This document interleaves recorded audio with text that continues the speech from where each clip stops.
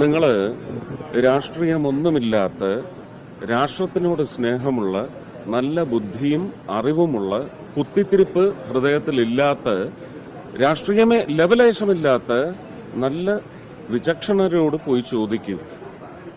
അവർ വാദിച്ച കാര്യങ്ങളൊക്കെ എന്തായിരുന്നു എന്ന്.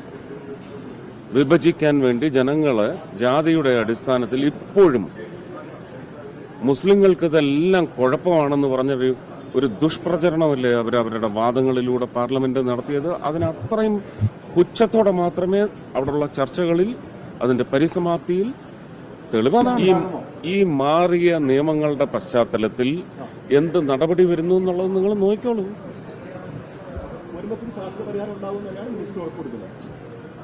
പിന്നെയും ഇതിങ്ങനെ ചോദിച്ചോണ്ടിരുന്നല്ലെങ്കിൽ ഇതൊരു സ്ഥിരം. ഞാൻ പറയാനുള്ളത് പറഞ്ഞു കഴിഞ്ഞു. മുനമ്പത്തെ ജനങ്ങൾക്കും ഈ മാറ്റം കൊണ്ട് ഗുണമാണ് എന്ന് പറഞ്ഞില്ലേ ആദ്യമേ? എന്റെ നാവ് നിങ്ങൾ പോസ്റ്റ്മോർട്ടം ചെയ്തോളൂ, മനസ്സിനെ പോസ്റ്റ്മോർട്ടം ചെയ്യരുത്.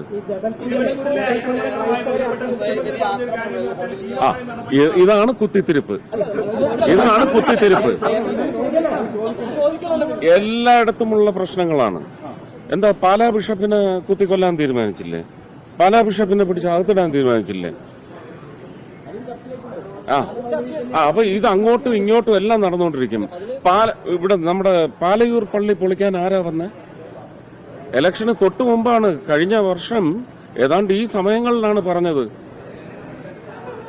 അതാണ് ഞാൻ പറഞ്ഞത്. അവരിത് ജാതീയമായി ജനങ്ങളെ തിരിക്കാൻ. ഇപ്പൊ അവരുടെ വിഷമം എന്താ? ക്രിസ്തീയ സമൂഹം മുഴുവൻ അണിനിരന്നു. അത് കണ്ട അങ്കലാപ്പാണ്. അല്ലെങ്കിൽ പിന്നെ എന്താ ആങ്ങളെയും പെങ്ങളും വരാഞ്ഞത്? എന്താ വരാഞ്ഞ്? അല്ല, അതിന് തിരിച്ച് ഞാൻ പറഞ്ഞിട്ടുണ്ട്. ആ കണക്ക് നിങ്ങൾക്കറിയാവല്ലോ അല്ലേ?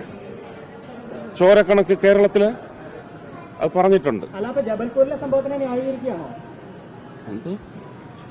നിങ്ങൾ ആരാണ്? നിങ്ങൾ ആരോടാ ചോദിക്കുന്നത്? വളരെ സൂക്ഷിച്ച് സംസാരിക്കണം. മാധ്യമാരാ? ഇവിടുത്തെ ജനങ്ങളാണ് വലുത്. Please be careful. ഏതാ ചാനൽ? ഏതാ ചാനൽ? ബെസ്റ്റ്